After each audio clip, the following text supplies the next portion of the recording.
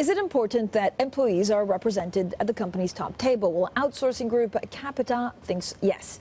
It has contracts including the London congestion charge and provides services for the NHS and others. It became the first major UK company to appoint worker directors to its main board in 30 years. Now, 2 staff members were selected from 400 applicants as part of a drive by the chief executive to improve decision-making through more diversity of option. Now, it's part of his plan to turn around the group after a string of profit warnings and an emergency rights issue. Well, Capita's chief executive Jon Lewis joins us now. Scott Thiel from BlackRock is also still with us. John, this seems like a great initiative, but also not brain surgery. So why do you think you're the first one to actually do this in 30 years in the UK?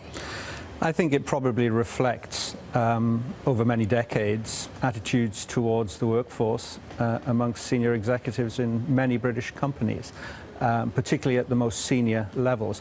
What I will tell you, however, is that the level of interest we've received from other companies, FTSE 100, FTSE 250 companies, following our announcement has been very significant. And I think, whilst this might not be right for all companies, you don't have to put employees on the board. Many are looking at, for example, the concept of an employee committee or a colleague committee. This is right for us, and it's right for us because of where we are in our transformation.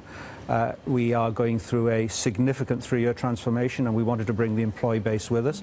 I think it is incredibly healthy to have positive challenge of both executive management and non-executives at the board from a different generation of representation on that board, which is what we have. Our youngest board member now is 32 years of age. Do you think that actually politicians and the government should take a more active role in encouraging this? And have you talked about this initiative with either conservative candidates to be the next Prime Minister? No, not directly. What I can tell you is that as we socialised the decision to do this before we announced it, as you might imagine, there was very considerable support from all segments of the political spectrum. I think people generally feel that this is a positive move.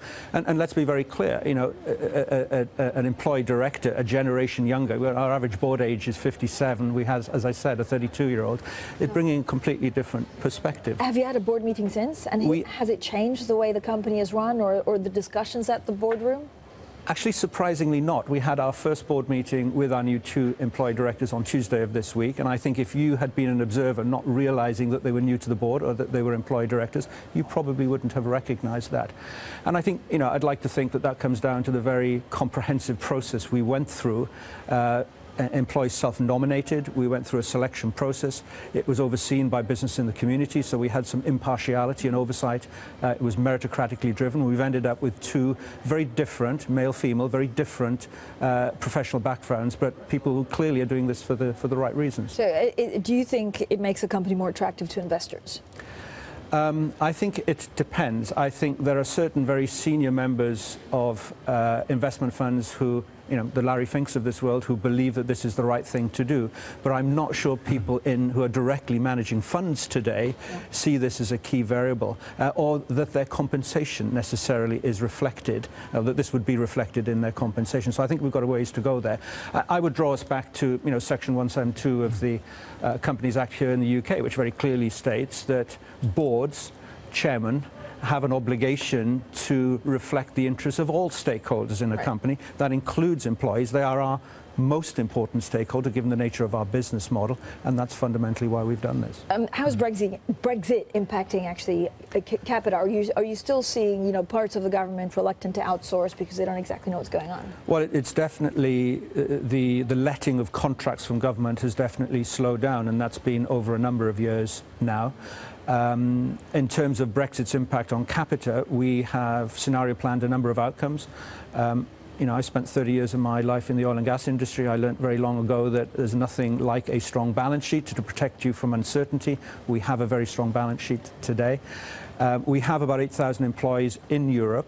They will not be hugely impacted by this. I think my biggest concern, however, is our ability to attract overseas the digital talent we need, the tech talent we're going to need in this country going forward, but also that the future Prime Minister focus on ensuring that we're developing the digital skills that we need in this country within our own citizens. But you could also argue, and I don't know whether this is true, but because of Brexit, so it takes up a lot of the government's time, so actually they'd rather give contracts to you to deal with the rest because they just don't have time to do it.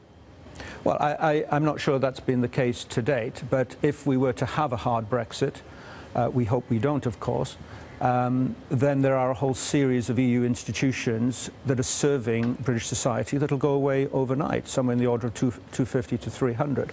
They're going to need to be replaced by something, and clearly government at that stage is probably going to seek the support of the private sector. Would you consider M&A to scale up? Is bigger better? Well, not right now. I mean, some would argue that Capita is already too complex. We're doing too many different things, and we have a clearly stated strategy around simplification, strengthening in order to succeed. We have simplified the business greatly over the course of the last 18 months since I came on board, and there will be more simplification over time. I'm looking at your share price. It's pretty ugly. I know you haven't been in charge for that long, but when do you expect, like, almost a significant pickup? Well, we're a domestic stock. Yeah. US funds are not investing in UK domestic companies at the moment. I was in New York and Chicago a couple of weeks ago.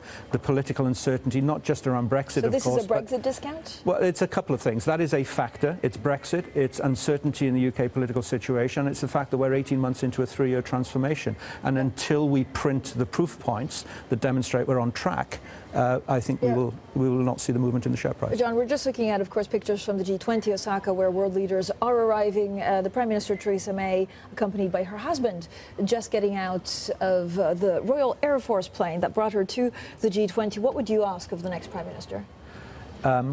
Remove the uncertainty of Brexit as a priority, avoid a hard Brexit at all costs, and ensure we start investing and being prouder of British business than I think politicians of all colours have been in recent years. If we're going to be an independent country competing on the international trade front, then we're going to have to invest in skill sets and capability in British companies and be proud of the capability we have in this country.